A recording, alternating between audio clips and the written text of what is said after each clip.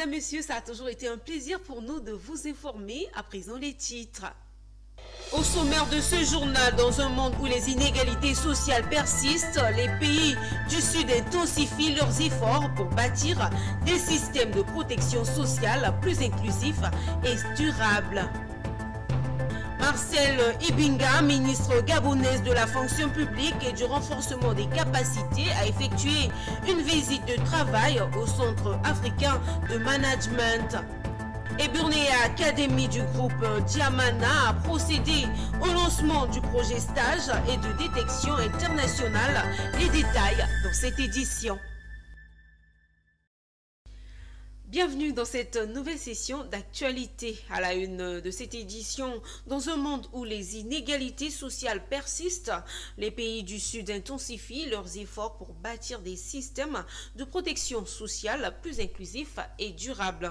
C'est dans cette dynamique que s'inscrit la mission de coopération Sud-Sud initiée par l'Organisation internationale du travail, OIT en sigle, et accueillie par la Côte d'Ivoire. Cette initiative constitue une plateforme stratégique de dialogue et de partage entre nations africaines confrontées à des défis similaires. Le vendredi 27 juin 2025, la délégation a été reçue dans le cadre d'une séance de restitution et de partage d'expériences. Un reportage de Pierre Tebe. La protection sociale est un droit de l'homme dont tout le monde devrait en bénéficier. À ce jour, une grande partie de la population de nos différents pays ne bénéficie pas de cette protection sociale, estimée à seulement 20%. Et c'est pour améliorer cette situation que le BIT, Bureau international du travail, a décidé de mettre en place cette coopération Sud-Sud entre les pays africains. Les délégations venant du Rwanda, de la Guinée-Bissau sont à Abidjan dans le cadre de cette mission de partage d'expériences. Donc l'objectif principal qui est visé ici, c'est que les pays puissent apprendre les uns des autres afin de mettre en place dans leurs pays respectifs des mécanismes adaptés pour l'extension de la protection sociale à l'économie informelle. Ça implique 3 pays, la Côte d'Ivoire, la Guinée-Bissau et le Rwanda. Donc il y a une délégation de la Côte d'Ivoire et de la Guinée-Bissau qui a visité le Rwanda. Cette fois-ci, c'est la délégation du Rwanda et de la Guinée-Bissau qui visite la Côte d'Ivoire. Et on s'est rendu compte qu'au niveau de la Côte d'Ivoire, il y a vraiment beaucoup de bonnes pratiques que les autres pays peuvent capter pour implémenter dans les pays. Il en est de même pour le Rwanda également. La Côte d'Ivoire bénéficie depuis lors de l'appui constant du Bureau international du travail BIT. Le représentant du ministre en charge de la protection sociale relève l'importance de cette mission dans le cadre de la coopération Sud-Sud en matière de protection sociale. Une coopération Sud-Sud, elle est toujours la bienvenue. C'est une initiative de M. le ministre en liaison avec le BIT pour savoir ce que d'autres font afin d'améliorer leur système et pouvoir capitaliser, on va dire, des expériences réussies ou non des autres pays afin d'améliorer notre système dans la perspective vraiment d'assurer de meilleures conditions de vie aux populations. Cette descente des délégations des pays africains en Côte d'Ivoire, initiée par le BIT, permet de consolider les apprentissages, de croiser les expériences et de formuler des recommandations concrètes en faveur d'une coopération renforcée entre les pays du Sud. L'ENI Côte d'Ivoire, en collaboration avec CERCO, ont lancé un projet de formation professionnelle pour promouvoir justement l'emploi des jeunes chômeurs dans la région du Sud Comoé. Ils sont 180 à être sélectionnés et recevront un an durant plusieurs formations ciblées dans des secteurs porteurs tels que l'assemblage électronique, le marketing numérique et l'intelligence artificielle. C'est une formation entièrement gratuite, le transport et la restauration des jeunes chômeurs, une aubaine qui leur permettra également de signer leur premier contrat dans les entreprises partenaires de ENI et CERCO. Les détails avec Mondésir Nascimento. C'est une bonne nouvelle pour les jeunes de la région du Sud Comoé. 180 d'entre eux verront leurs capacités renforcées, mais mieux, auront des emplois.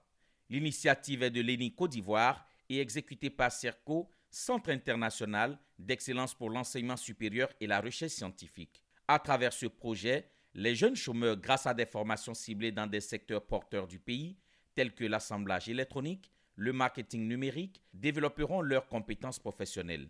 Au cours du lancement de ce projet, Barbara Mineo, responsable de programme de développement à ENI, a souligné que cette initiative répond à un besoin concret du pays, celui d'investir dans la formation technique et l'orientation professionnelle en offrant aux jeunes des outils concrets pour construire un avenir durable. Bon, ENI, c'est une entreprise de l'énergie, mais c'est aussi un acteur de développement. Nous, on est vraiment très impliqués dans ce pays et on veut contribuer aux objectifs de développement durable du pays. Donc, vu ça, nous avons décidé de soutenir un des secteurs prioritaires pour le pays, qui c'est la formation professionnelle et spécifiquement la formation professionnelle dans le secteur d'innovation, de la technologie, qui sont les secteurs traînants pour la nouvelle génération et les jeunes. Ce projet sera exécuté par CERCO, le centre d'excellence dont les mérites ne sont plus à présenter.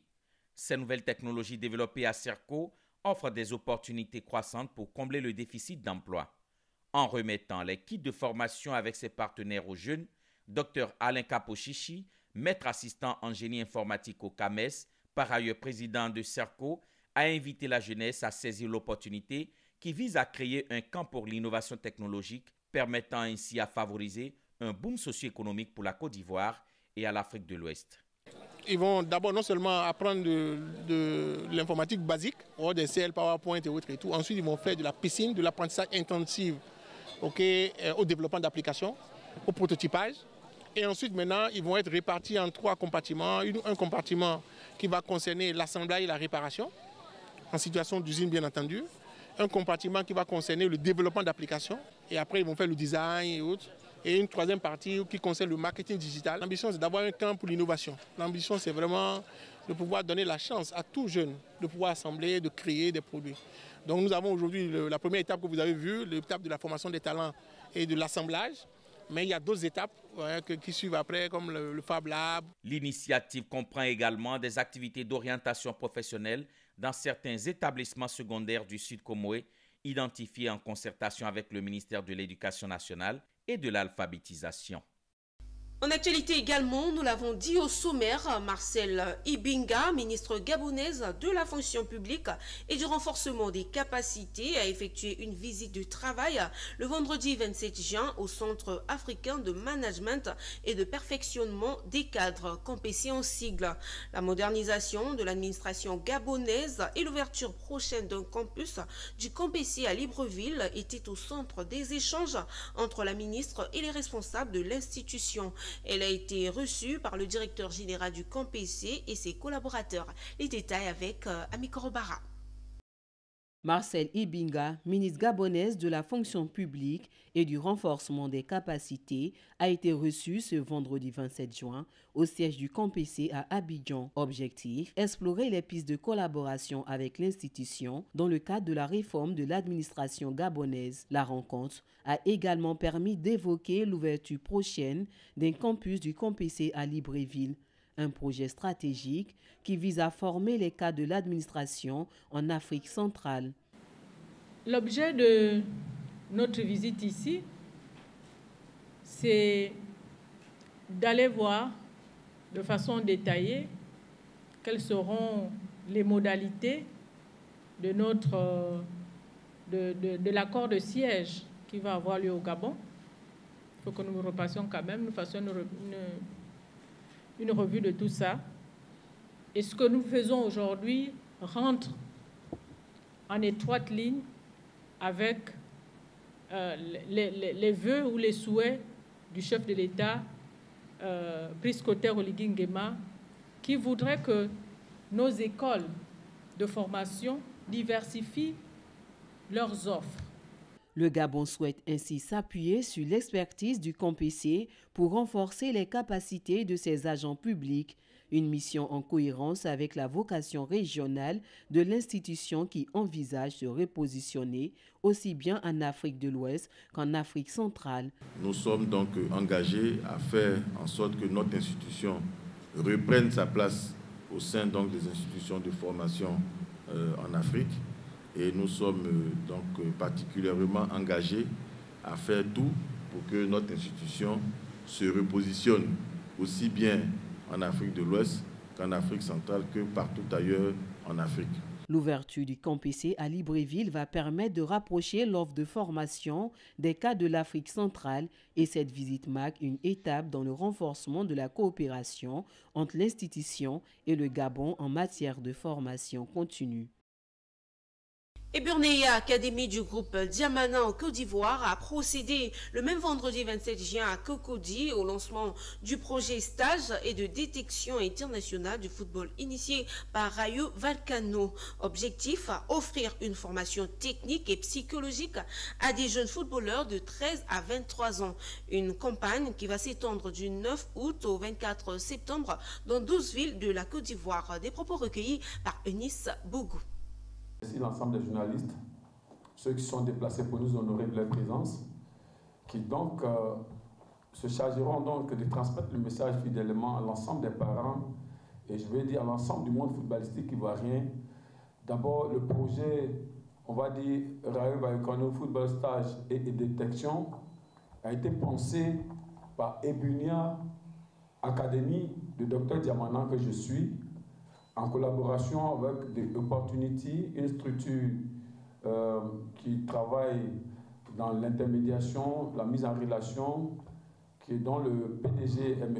Ndiaye, qui depuis plus de 30 ans vit en Espagne.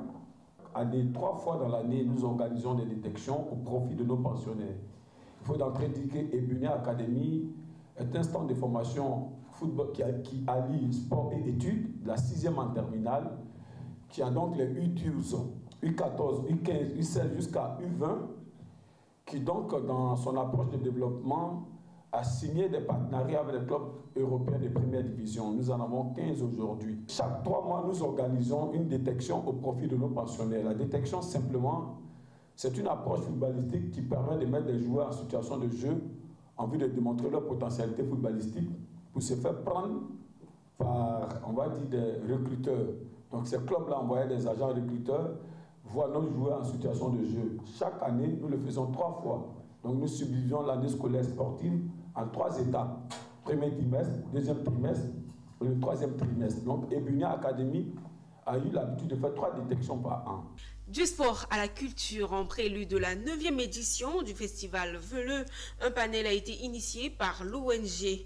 Le samedi 21 juin dernier, à la Bibliothèque nationale d'Abidjan Plateau, ce panel dénommé le panel Veleux s'inscrit dans une dynamique d'échange culturel sur la thématique de la 9e édition et l'organisation du dit festival nous ramène Sandrine Kwame. Suivant. C'est avec cette danse traditionnelle que le festival Veleux est lancé. Les festivités sont prévues les 14, 15 et 16 août 2025 à Adzopé. Le festival débute ici par ce panel dénommé le panel Veleux, axé sur le thème les alliances interethniques, une richesse culturelle. L'ONG Veleux veut à travers cette thématique valoriser et sauvegarder le patrimoine culturel de la région de Lamé, mais aussi pérenniser la dynamique d'alliance et les plaisanteries interethniques.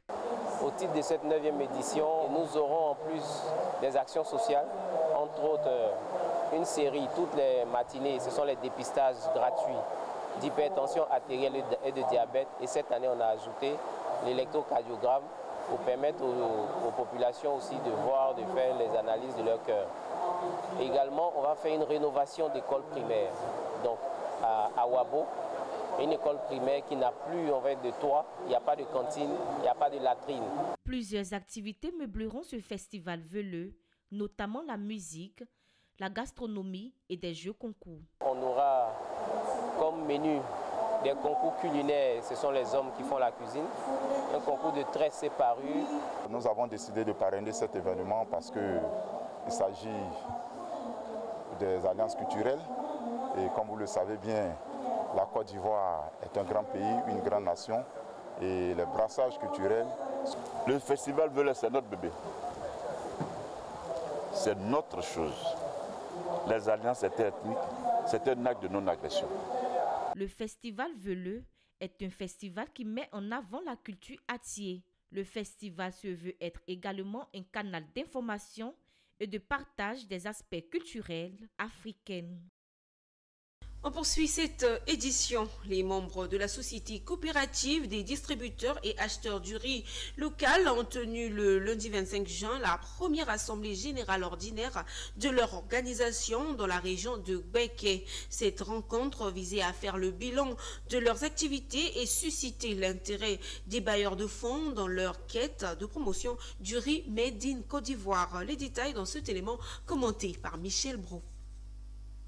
L'objectif de la Socodaril, Société coopérative des distributeurs et acheteurs de riz local, vise non seulement d'apporter sa participation à l'autosuffisance alimentaire en Côte d'Ivoire, mais aussi de faire la promotion du riz local. Pour cela, les membres de la dite organisation ont tenu ce lundi 23 juin 2025 au marché de Gros de Boaké leur première assemblée générale ordinaire. Comme nous sommes beaucoup, d'abord nous sommes beaucoup, et puis c'est régi par nos tests. Donc forcément, chaque année nous devons faire notre bilan. Nous voudrons d'abord avoir notre marque de riz d'abord, et puis comme l'objectif de l'État c'est l'autosuffisance en riz en Côte d'Ivoire, aider les paysans pour que nous puissions être autosuffisants. Madame Kwedio Eliane, agent d'administration et représentante de la directrice régionale de l'agriculture, a d'abord félicité la Socodaril pour son bilan classé satisfaisant avant de suggérer quelques observations considérables. Une très jeune coopérative datant de moins d'1 an qui a ce bilan, je pense que c'est très encourageant. Nous leur tirons le chapeau, nous les félicitons pour tout le travail qu'ils ont eu avant. Il faudrait chercher à se former, parce que quand on est bien formé, les choses se passent encore plus aisément. Donc qu'ils se fassent former pour que chacun connaisse le rôle, que chacun joue le rôle qu'il doit jouer au sein de la coopérative et au sein de la communauté. La Socodaril s'est fixé l'objectif de doubler son chiffre d'affaires et d'élargir sa zone de couverture si les partenaires financiers leur accordent du fonds de fonctionnement. Direction Yamoussoukro, l'Office du service civique national, en collaboration avec ses partenaires institutionnels, a organisé dans la capitale politique de Côte d'Ivoire un atelier de bilan consacré au déploiement de 500 jeunes volontaires dans les mairies du pays. Ce reportage est signé Charles Kwaku et Soro Estelle. Lancé en novembre 2024, ce programme pilote a permis de mobiliser 500 jeunes âgés de 16 à 35 ans au sein de plus de 30 mairies réparties à travers le territoire national. Pendant 4 mois, de novembre 2024 à mars 2025, ces jeunes volontaires ont œuvré dans divers services municipaux, renforçant les capacités administratives et collectives et contribuant au rapprochement des services publics avec les populations. Sur 500 volontaires qui ont été déployés, il y a au moins 492 qui sont partis au bout de leur mission. Déjà, c'est positif. Ça, c'est de 1. De 2, des échanges quand même qu'on a eu avec les jeunes, ils ont souhaité prolonger. Donc, ça veut dire l'engouement. Déjà, ils ont eu une bonne expérience de la chose. Les mairies, à leur niveau, ont souhaité qu'on prolonge. Donc, ça veut dire qu'ils ont compris la contribution quand même de ces jeunes. Pendant 2 jours, les participants examineront plusieurs thématiques liées à la formation, à l'encadrement, aux conditions de travail et à l'impact du volontariat sur les collectivités et sur les jeunes eux-mêmes. Déjà, les premiers témoignages font état d'une expérience enrichissante tant pour les volontaires que pour les autorités municipales. Vous savez très bien que dans le cadre organique des emplois des communes, ce n'est pas toujours facile de recruter à tour de bras. Et ça, c'est véritablement une opportunité de régler certains défis justement dans les services. Nous sommes preneurs dans tous les cas. Cette expérience a été pour moi une occasion pour découvrir le monde professionnel.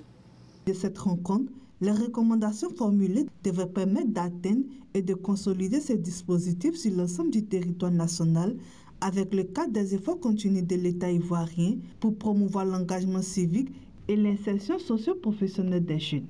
Toujours à Yamoussoukro, après plusieurs jours de travaux intensifs portant sur la loi d'orientation numéro 98/594 du 10 novembre 1998 en faveur des personnes handicapées, les parties prenantes, avec le soutien de l'Organisation internationale du travail, OIT en sigle, ont achevé l'atelier d'élaboration et de validation de la politique nationale en la matière. Charles Kouakou et Soro Estelle, encore une fois.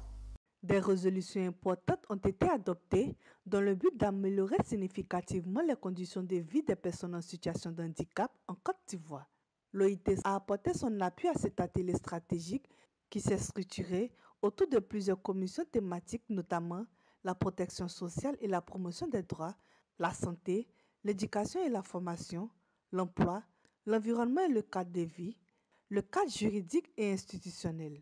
Si avant, il existait cette loi qui n'était pas vraiment totalement prise en compte, avec la politique nationale, désormais, la Côte d'Ivoire détient entre ses mains les rudiments nécessaires à la gestion de la personne en situation de handicap.